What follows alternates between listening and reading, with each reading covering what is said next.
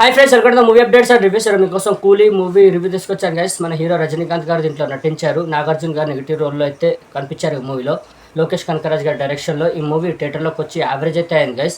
ఇప్పుడు ఈ మూవీ మనకి ప్రైమ్ వీడియోలో స్ట్రీమింగ్ అవుతుంది. నేను ఈ మూవీని థియేటర్లో మిస్ అయ్యాను, చూడలేకపోయాను గైస్. ఇప్పుడు ఓటీటీలో చూడడం అయితే జరిగింది ప్రైమ్ వీడియోలో. మూవీ ఎలా ఉందో మీతో షేర్ చేసుకుందామని రివ్యూ అయితే పెడుతున్నాను గైస్. స్టోరీలోకి వెళ్తే గైస్, రజనీకాంత్ గారికి ఫ్రెండ్ అయితే ఉంటారు మన సత్యరాజ్ గారు. అయితే సత్యరాజ్ గారు చనిపోయారని తెలిస్తే రజనీకాంత్ గారు అయితే వెళ్తారు చూడడానికి. సత్యరాజ్ గారికి ముగ్గురు కూతుర్లు అయితే ఉంటారు. అందులో ఒక ఆమె సుదర్శన్ గారు అయితే ఉంటారు గైస్. ఇలా వాళ్ళని వెళ్ళైతే కలుస్తారు.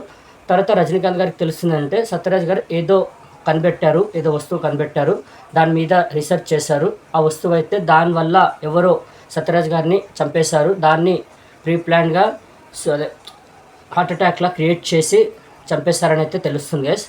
అయితే ఆ వస్తువు ఏంటి, సత్యరాజ్ గారు దేని మీద రీసెర్చ్ చేసి దేన్ని కనిపెట్టారు, మరి సత్యరాజ్ గారు చంపింది ఎవరు, మరి వాళ్ళని మన రజనీకాంత్ గారు కనిపెట్టారా, దేనివల్ల చంపారో తెలుసుకున్నారా, మరి దాని వెనకాల ఉన్నది ఎవరో హీరో మన రజనీకాంత్ గారు తెలుసుకున్నారా, ఆయన కనిపెట్టింది ఏంటో తెలుసుకున్నారా, మరి దాన్ని ఆపారా, మరి ఆ విలన్స్ దాకా మన రజనీకాంత్ గారు చేరుకున్నారా అనేది మీరు త్రూఅవుట్ మూవీలో మీరు చూస్తారు గైస్. మూవీ మాత్రం గైస్ నాకైతే ఓకే అనిపించింది గైస్. అంతగా ఇంప్రెస్ చేయలేదు మూవీ. మన లోకేష్ కనకరాజ్ గారి మూవీలాగా అయితే అనిపించలేదు నాకు.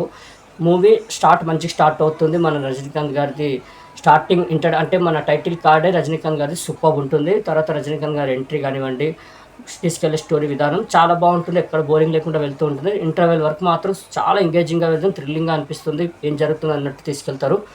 మూవీ వెళ్తూ ఉంటుంది. సెకండ్ హాఫ్ ఎప్పుడైతే స్టార్ట్ అవుతుందో చాలా బోరింగ్గా ఉంటుంది, చాలా నీరసం అయిపోతుంది మూవీ, చాలా డల్ అయిపోతుంది, అసలు చూడలేము, చాలా ఓపికతో చూడాల్సి వస్తుంది మూవీని. సెకండ్ హాఫ్ మాత్రం చాలా డౌన్ అయిపోతుంది మూవీ.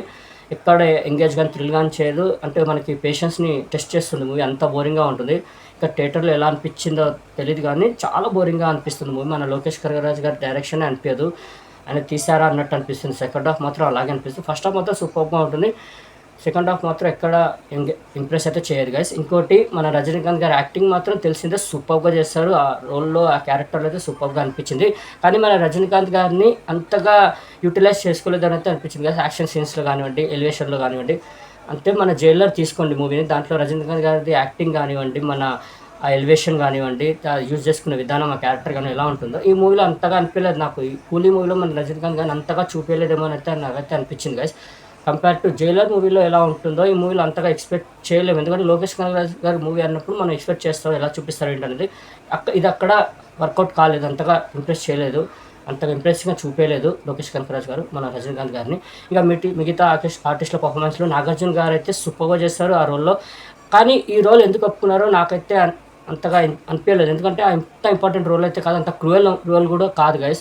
కానీ నాగార్జున గారు నెగిటివ్ రోల్ చేయడానికి ఒప్పుకున్నారు. కానీ అంతగా క్రూయల్ రోల్ కానివ్వండి, అంత ఇంపార్టెంట్ రోల్ కానివ్వండి, అంత డెప్త్ రోల్ అయితే కాదు. వేరే ఎవరిని పెట్టినా నడిచిపోతుంది. కానీ నాగార్జున గారిని తీసుకోవడము, నాగార్జున గారు ఒప్పుకోవడము అంటే నాకు అంతగా అనిపించలేదు. ఆ రోల్ ఎవరైనా చేసినా బాగానే ఉంటుందని అయితే అనిపించింది.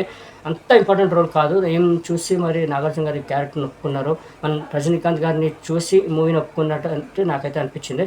అంత ఇంపార్టెంట్ రోల్ అయితే అంతే అనిపించింది. కానీ పర్ఫార్మెన్సెస్ సూపర్గా చేశారు. నాగార్జున గారి గురించి చెప్పనక్కర్లేదు. నెగిటివ్ రోల్లో అయితే చింపేశారు, మామూలుగా చేయలేదు. ఇంకా మిగతా మన సత్యరాజ్ గారు సూపర్గా చేశారు. ఉపేంద్ర గారు ఫైట్ సీక్వెన్స్ ఉంటుంది, అక్కడ కనిపిస్తారు. క్లైమాక్స్లో రజనీకాంత్ గారితో కనిపిస్తారు. ఇంకా ఆమీర్ ఖాన్ గారిది లాస్ట్లో క్యామియో ఉంటుంది, అది కూడా అంతగా ఏం అనిపించదు.